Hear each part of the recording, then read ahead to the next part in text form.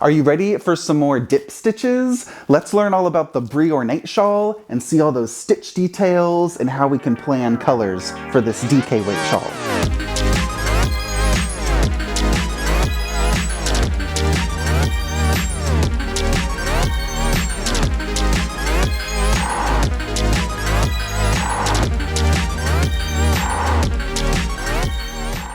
This is the year of dip stitches for me. I loved finding that technique playing with the GeoGradient mystery shawl, and it uses a similar dip stitch motif, but instead of the 5-stitch motif from the GeoGradient, this is a little baby 3-stitch motif for one of the sections. So I'm just so excited to play more with this technique and exploring how many variations we can make with the dip stitch. And there's a couple options in here, and I broke it up with some garter stitch and brioche sections as well.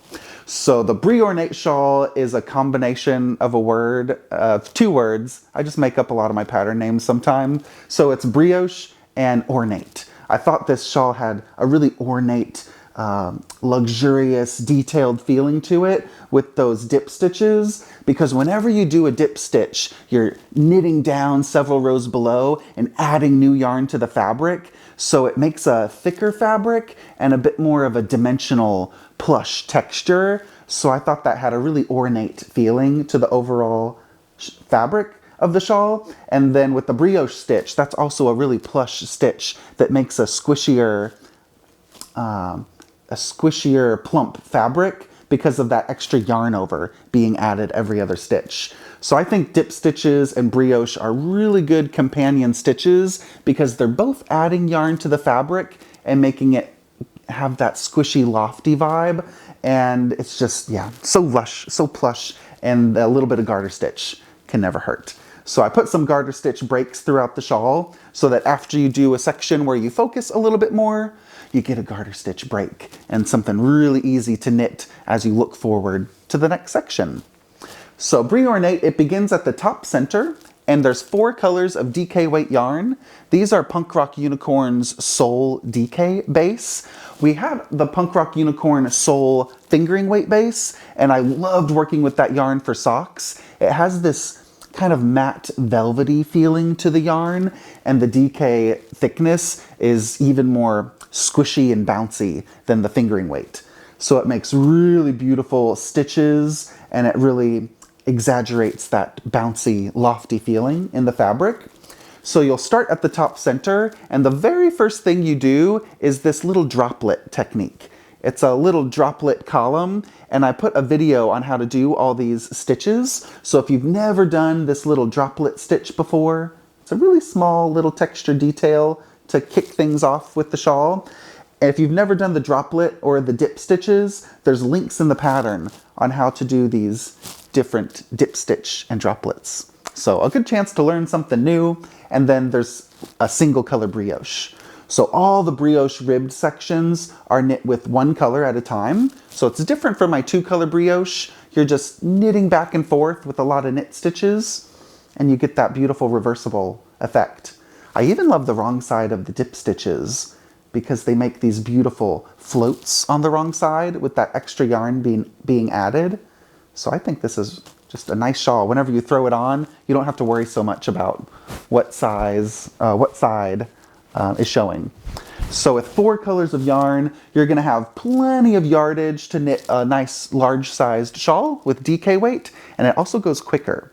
These DK weight shawls feel much quicker to knit because you get a bigger size quicker with the thicker gauge.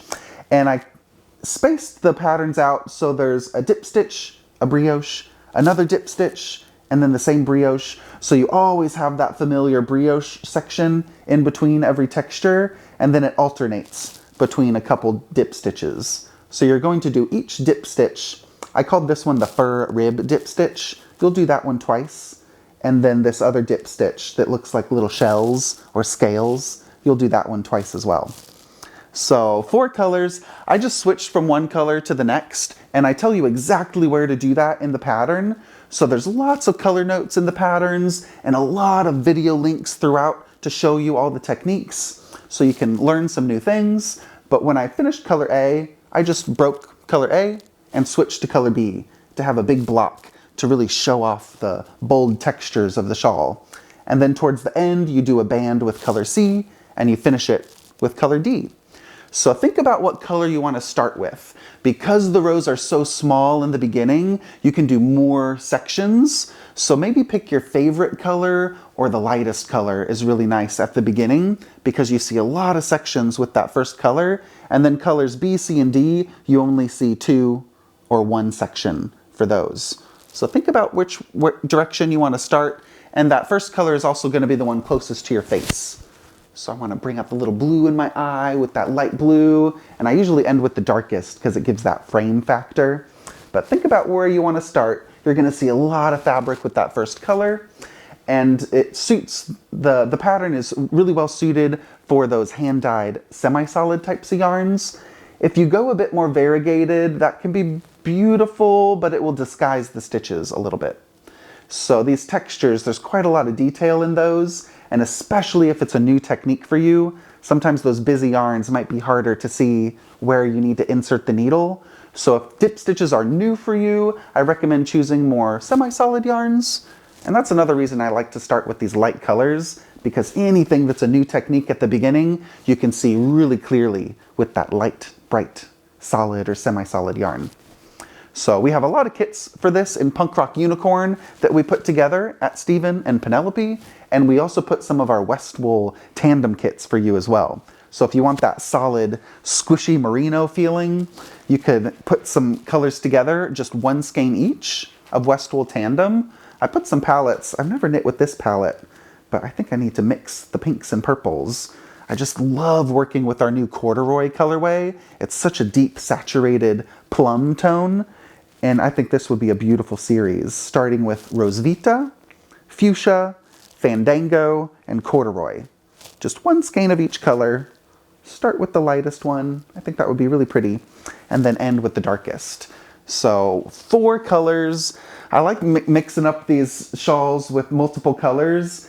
I was thinking when I was designing this shawl, I think it would be beautiful in 1 color, but me personally, I get a little bored. When I'm working with one, I want to either cast on another project or start a new color. So I finished the project, but added different colors. So you can get 1 skein of each. And it's also a fun opportunity to try different colors that you might not normally knit an entire shawl out of 1 color, but mix it up with the others. And from light to dark, this is a fun orangey, brown, red color family. This is tangerine, cardamom, berry, and chestnut. Really warm and saturated in those autumn tones.